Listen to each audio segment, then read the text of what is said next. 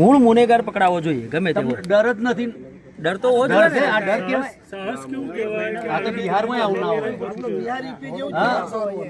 સાહસ છે હા આ માળી એ પેરેલ ઉપર છૂટેલો હા એને ડર જ શું છે દોડો. એક ગાડી ચડાવી દીધી હતી ઉપર. તો અમને હેતુ પર સવાલ થાય છે કે તલવારધારી બનાસકાંઠા જિલ્લામાં અસામાજિક તત્વોના ટોળાએ 4 જે મિત્રો હતા આ મિત્રો પર ધારિયા ધોકા અને તરવાલ વડે હુમલો કર્યો અને આખરે આ હુમલામાં એક વ્યક્તિનું મોત થયું. આ મોત પાછળના કારણો શું છે અને કેટલા લોકો સામે ફરિયાદ નોંધાઈ તેની વિગતે વાત આ વિડીયોમાં કરવી છે. વૈષ્ણવજન તો તેને કહીએ જે પીડ પરાઈ જાનાને રે. નમસ્કાર, હું છું દિનેશ ઠાકોર. નવજીવન ન્યૂઝમાં આપનું હાર્દિક સ્વાગત છે. વાત બનાસકાંઠા જિલ્લાની છે. બનાસકાંઠા જિલ્લામાં જાણે કાયદા અને વ્યવસ્થાની સ્થિતિ કથળી હોય તે પ્રકારના દ્રશ્યો સામે આવે છે. પાલનપુર તાલુકાના ગાદલવાડા ગામના 4 મિત્રો એ પાલનપુર અમદાવાદ હાઈવે ઉપર આવેલી ખાનગી હોટલમાં બેઠા હતા અને તે દરમિયાન 4 શખ્સો ગાડીમાં ધોકા તરવાલ અને જે હથિયારો હતા આ હથિયારો લઈને આવે છે અને આ હથિયારો લઈને આ 4 વ્યક્તિઓ પર હુમલો કરવામાં આવે છે અને આ હુમલામાં તરવાલના ઘા વાગે છે અને આખરે જે ઘા વાગનાર જે વ્યક્તિ છે તેને સારવાર અર્થે હોસ્પિટલ ખસેડાયો હતો, પરંતુ આ સારવાર દરમિયાન એક વ્યક્તિનું મોત થયું છે. ત્યારે સવાલ એટલો છે કે આ જે વ્યક્તિનું મોત થયું છે તેની એક 7 માસની દીકરી પણ છે, એટલે ક્યાંક ને ક્યાંક આ દીકરીએ પોતાની પિતાની છત્રછાયા ગુમાવી છે. ત્યારે બીજી બાજુ આ અસામાજિક તત્વો છે, આ અસામાજિક તત્વો દ્વારા ધોળા દિવસે હુમલો કરવામાં આવે છે અને આ જ હુમલામાં એક વ્યક્તિનું મોત થાય છે. જ્યારે તમામ બાબતને લઈને પરિવાર આક્ષેપ કરતા કહ્યું કે જે આ અસામાજિક તત્વો છે આ સામાજિક તત્વો દ્વારા હુમલો કરવામાં આવે છે અને આ હુમલામાં એક વ્યક્તિનું મોત થયું છે. ત્યારે એક બાજુ કાયદા અને વ્યવસ્થાની વાતો કરતા રાજ્યના ગૃહમંત્રી હર્ષ સંઘવી કહે છે કે એટલી હદે પોલીસ અસામાજિક તત્વો સામે કડક કાર્યવાહી કરે કે આરોપીઓના પગ ધ્રુજવા જોઈએ, પરંતુ અહીંયા બનાસકાંઠા જિલ્લામાં જાણે અસામાજિક તત્વોને કાયદા, પોલીસ અને ગૃહમંત્રીનો ડર ના હોય તે પ્રકારે ધોળા દિવસે હુમલો કરે છે અને આ જ હુમલામાં એક વ્યક્તિનું મોત થાય છે. જ્યારે મોત થયા બાદ તેમને જે મૃતદેહ છે સિવિલ હોસ્પિટલ ખાતે ખસેડવામાં આવે છે, પરંતુ પરિવારજનોની એક જ માંગ છે કે 24 કલાકમાં આરોપીને અટકાયત કરવામાં નહીં આવે ત્યાં સુધી આ જે મૃતદેહ છે મૃતદેહ ખસેડવામાં નહીં આવે. જો કે તમામ બાબતને લઈને ડીવાયએસપી શું કહી રહ્યા છે તે પણ તમે સાંભળો.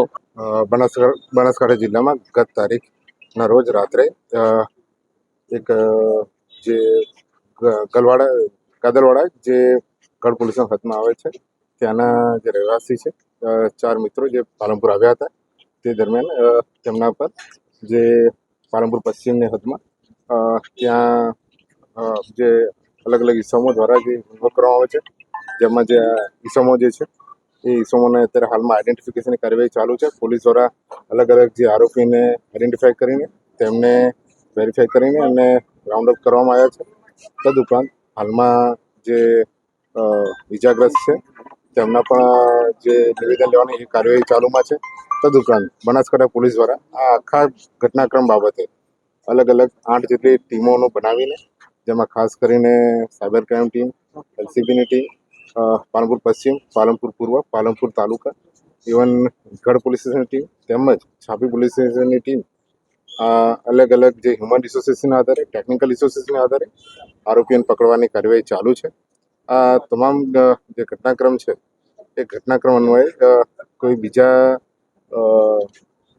પગલાં લેવાના થશે તો તે બાબતે પણ તે મરણજના તેમના પરિવારજનો અને તેમને સાથે રાખીને એમને ન્યાય મળે અને ઝડપથી ન્યાય મળે અને તમામ આરોપી પકડાઈ જાય એ માટે બનાસકાંઠા પોલીસ હાલમાં કાર્યરત છે. ઘટનાના કોઈ સીસીટીવી ફૂટેજ સામે આવે?